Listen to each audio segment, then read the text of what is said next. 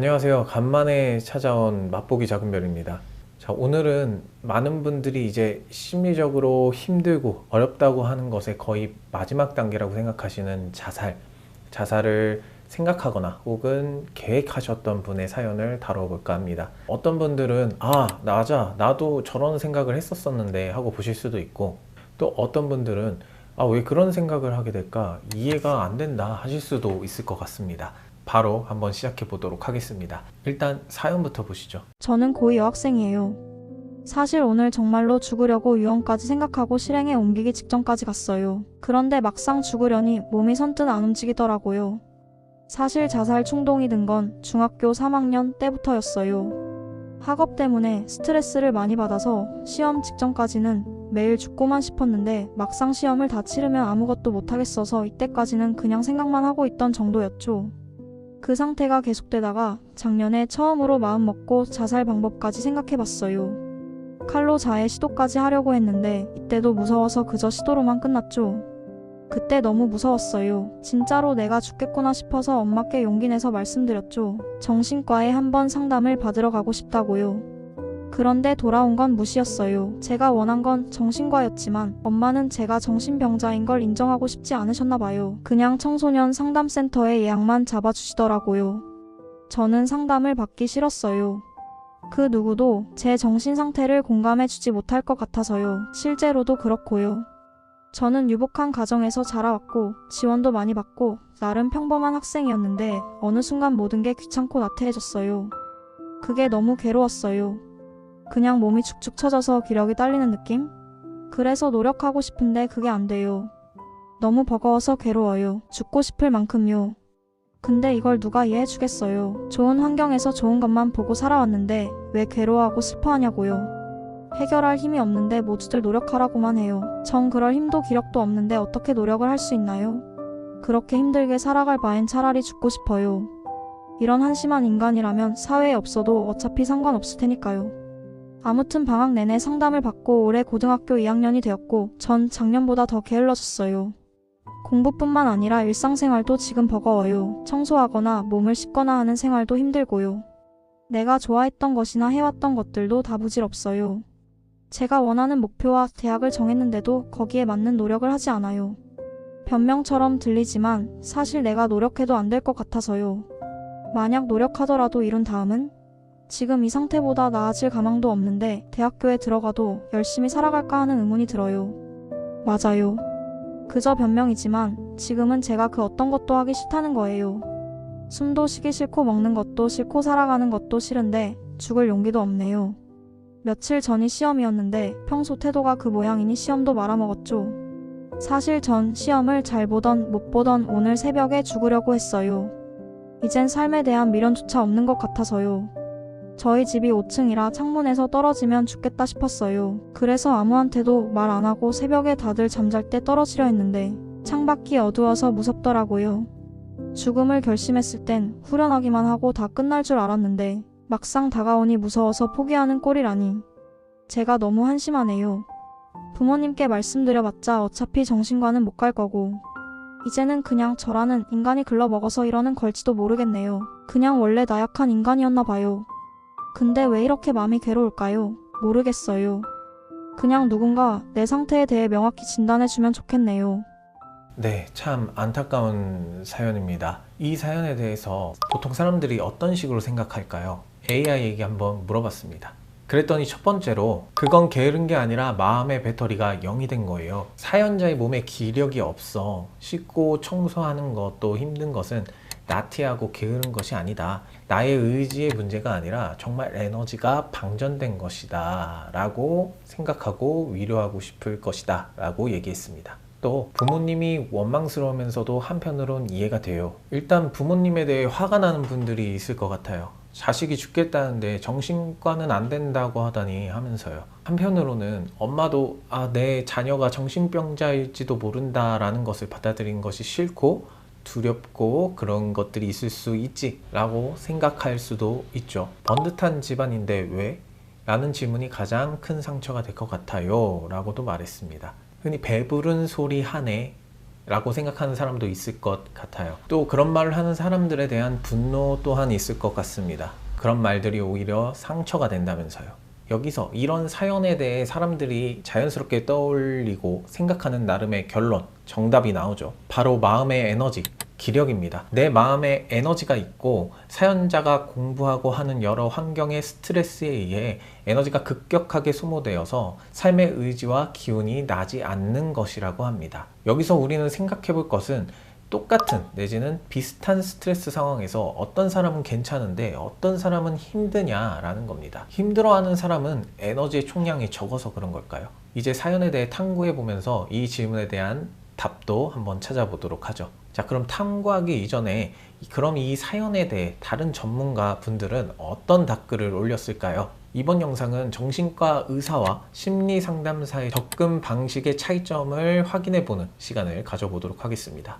시간 관계상 댓글을 읽어드리기보단 밑에 설명란에 올려드릴 테니 참고해 주시면 감사하겠습니다. 여기 정신과 의사분의 답변을 보면 간단하게 이렇게 말할 수 있습니다. 첫 번째, 당신이 이상한 것이 아니라 병에 걸린 것이다.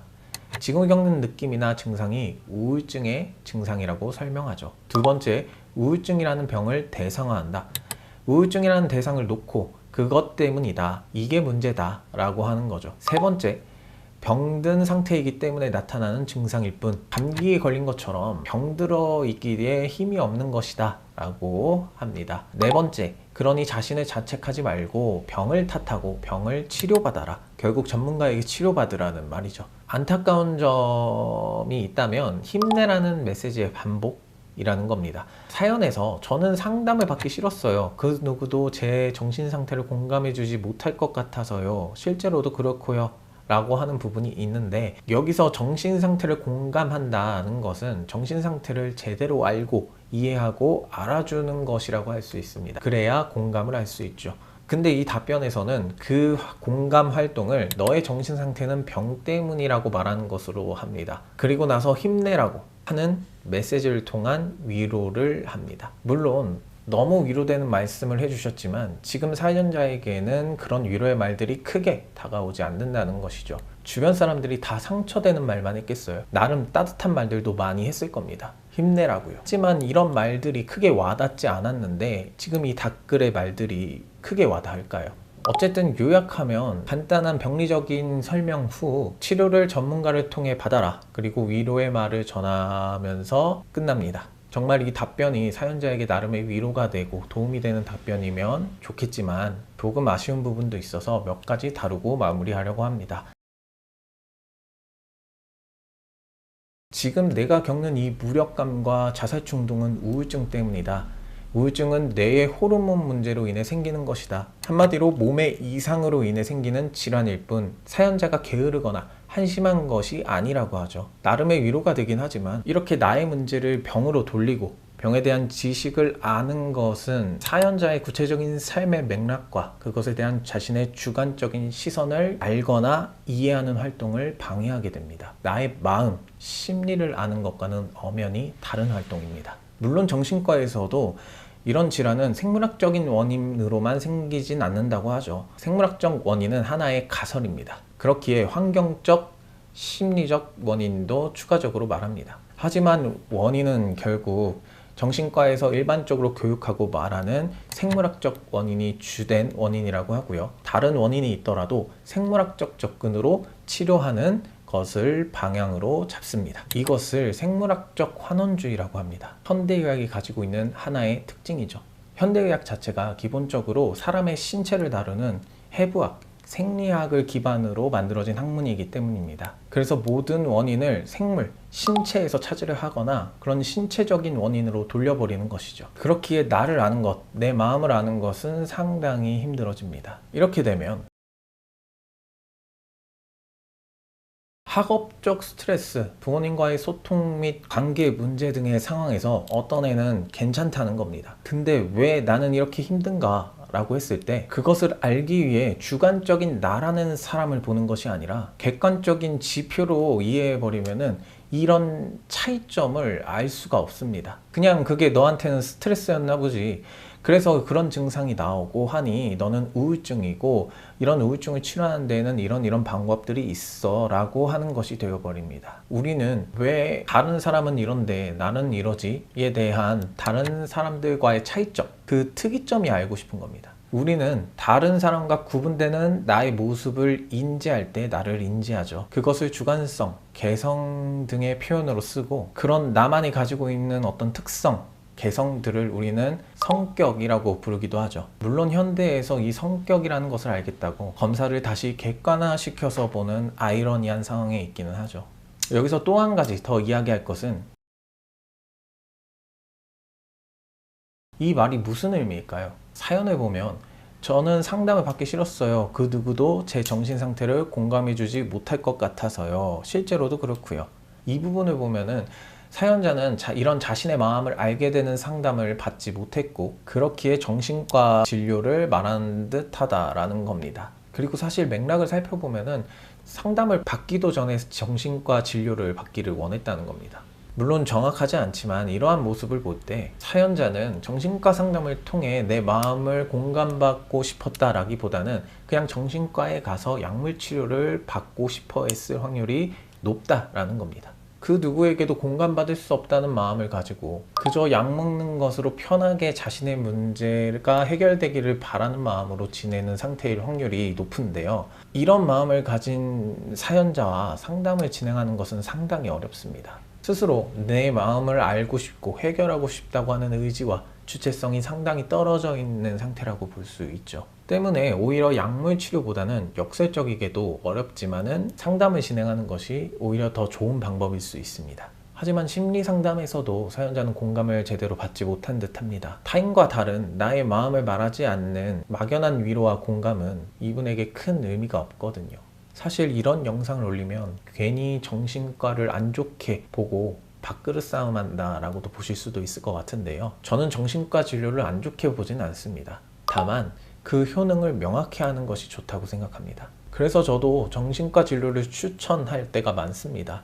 예를 들면 응급 상황이라는 생각이 들 정도로 내담자의 상태가 좋지 않거나 한 경우라든지 실제 뇌에 이상 증세가 있다고 여겨지는 경우에는 저도 정신과 진료를 권합니다. 자, 그럼 이분 상담은 어떻게 하면 좋을까요? 다음 시간에 이어서 이야기해 보도록 하죠.